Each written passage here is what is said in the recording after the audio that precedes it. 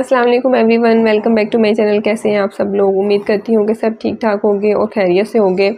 आज हम बात करने वाले हैं अनहेल्दी प्रेगनेंसी सिम्टम्स पे। हेल्दी प्रेगनेंसी सिम्टम्स पे मैं ऑलरेडी वीडियो बना चुकी हूँ। इस वीडियो में हम स्पेसिफिकली उन सिम्टम्स के बारे में बात करेंगे कि अगर आपको ये सिम्टम्स शो होते हैं तो इसका मतलब है कि आपके बच्चे के साथ कोई इशू है और आपको फ़ौरन डॉक्टर को विज़िट करने की ज़रूरत है। उससे पहले जो है वीडियो को लाइक कर दें, शेयर कर दें, चैनल को सब्सक्राइब किए बगैर नहीं जाना है। इसके अलावा जो है वो मेरा दूसरा चैनल है, उस पर भी आपने लाजमी विज़िट करना है। उसके ऊपर भी मैं जो है वो प्रैक्टिकल लाइफ से आगे बढ़ के कोई ना कोई टिप्स शेयर करूँगी जो कि आपको काफ़ी ज़्यादा जो है वो हेल्पफुल रहेंगे इंशाल्लाह। सो वीडियो स्टार्ट करते हैं। तो सबसे पहला जो अनहेल्दी प्रेगनेंसी सिम्टम्स है वो आपने जो नोट करना है वो आपके पेट का साइज़ है। आपने ये चीज़ देखनी है कि क्या आपके पेट का साइज़ जो है वो वक्त के साथ ठीक से बढ़ रहा है, कहीं वो वक्त के लिहाज से कम या ज़्यादा तो नहीं बढ़ रहा। क्योंकि आजकल औरतों में काफ़ी ज़्यादा ये प्रॉब्लम आता है कि बच्चे का पानी जो है वो कम या ज़्यादा हो जाता है, जो कि एक अनहेल्दी प्रेगनेंसी सिम्टम्स है। इसका बच्चे के ऊपर बहुत ज़्यादा इफ़ेक्ट होता है और आपको टाइम रहते ही इसका ट्रीटमेंट करवा लेना चाहिए। सेकंड चीज़ आपने नोट करनी है अपना ब्लड प्रेशर और शुगर लेवल। अगर आपको पहले से ही ब्लड प्रेशर का या शुगर का प्रॉब्लम है तो भी आपने इसको रेगुलर बेसिस पे चेक करना है, लेकिन अक्सर औक़ात ये होता है कि प्रेगनेंसी में जो है वो डायबिटीज़ का मसला हो जाता है, जिसको हम गेस्टेशनल डायबिटीज़ भी कहते हैं। अगर आपका ब्लड प्रेशर और शुगर जो है वो प्रेगनेंसी में काफ़ी ज़्यादा हाई हो चुका है तो ये एक अनहेल्दी प्रेगनेंसी सिम्टम्स होते हैं और इस केस में आपके जो है वो बच्चे की ग्रोथ के ऊपर इफ़ेक्ट होता है और इसके अलावा जो है वो आपका मिसकैरेज भी हो सकता है, खुदा ना खास्ता। तो इसका भी आपने काफ़ी ज़्यादा ख्याल रखना है। थर्ड पॉइंट में आपने ये चीज़ें नोट करनी है कि क्या आपके जो प्रेगनेंसी के सिम्टम्स हैं वो जैसे पहले आ रहे थे वैसे ही आ रहे हैं। वैसे तो नॉर्मली जैसे जैसे प्रेगनेंसी प्रोसीड करती है तो प्रेगनेंसी सिम्टम्स कम हो जाते हैं, लेकिन आपने ये इस चीज़ का ख्याल रखना है कि कहीं ऐसा तो नहीं है कि आपके प्रेगनेंसी सिम्टम्स जो है वो एकदम ख़त्म हो गए हैं, कि आपको ये फील आने लग गई है कि सब कुछ पहले की तरह नॉर्मल हो गया है और मुझे प्रेगनेंसी का कोई भी सिम्टम नहीं रहा। अगर ऐसा होता है तो इसका मतलब है कि आपका प्रेगनेंसी हार्मोन जो है वो काफ़ी ज़्यादा लो हो चुका है, बीटा एसिड का लेवल काफ़ी कम हो गया है, जो कि अनहेल्दी प्रेगनेंसी सिम्टम है, मतलब कि बच्चे के साथ कोई ना कोई इशू है। तो आपने डॉक्टर को लाजमी विज़िट करना है ताकि वो ये सब चीज़ें मॉनिटर कर ले।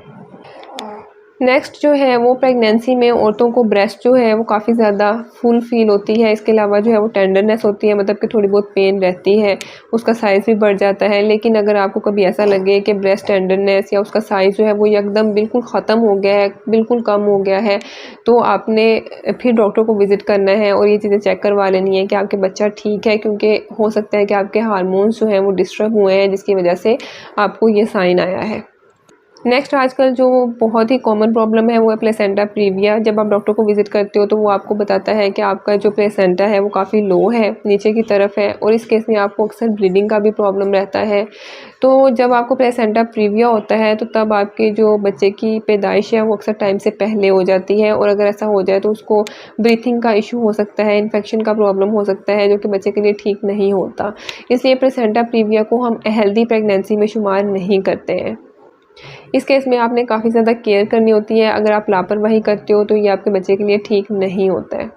नेक्स्ट आपका है वजाइनल डिस्चार्ज। प्रेगनेंसी में नॉर्मली जो वजाइनल डिस्चार्ज है वो थोड़ा ज़्यादा होता है, लेकिन वो हमेशा वाइट होता है या ट्रांसपेरेंट होता है, उसमें से कोई भी स्मेल नहीं आती है।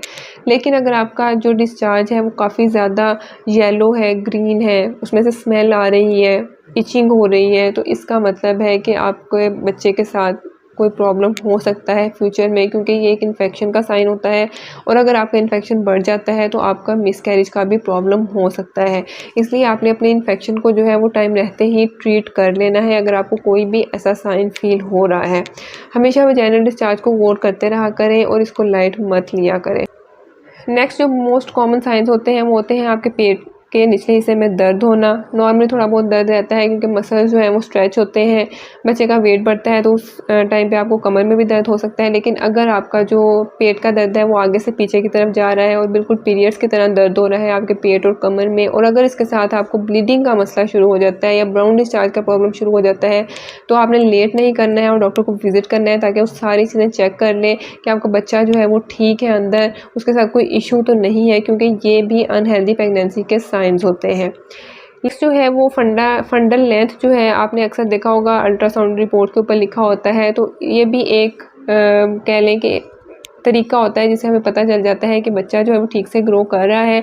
अगर आपकी फंडल लेंथ जो है वो टाइम के लिहाज से काफ़ी ज़्यादा कम है तो इसका मतलब है कि कोई ना कोई इशू है बच्चे के साथ। हो सकता है कि बच्चे की ग्रोथ रुक चुकी है, तो वो भी एक इंडिकेशन होती है जिससे हमें बच्चे के हेल्दी या अनहेल्दी होने का पता चल जाता है। लास्ट पॉइंट है आपके बच्चे की हरकत। जब आपको बच्चे की हरकत महसूस होना शुरू हो जाती है तो उस टाइम पे आपने इस चीज़ का ख्याल रखना है कि क्या बच्चे की हरकत जो है वो टाइम के लिहाज से ठीक हो रही है। कभी ऐसा तो नहीं है कि बच्चा बहुत ही ज़्यादा कम मूव कर रहा है या उसकी मूवमेंट ही फील नहीं हो रही है, तो आपने अल्ट्रासाउंड के लिए भी डॉक्टर को विजिट कर लेना है ताकि वो बच्चे को कम्प्लीटली चेक कर ले।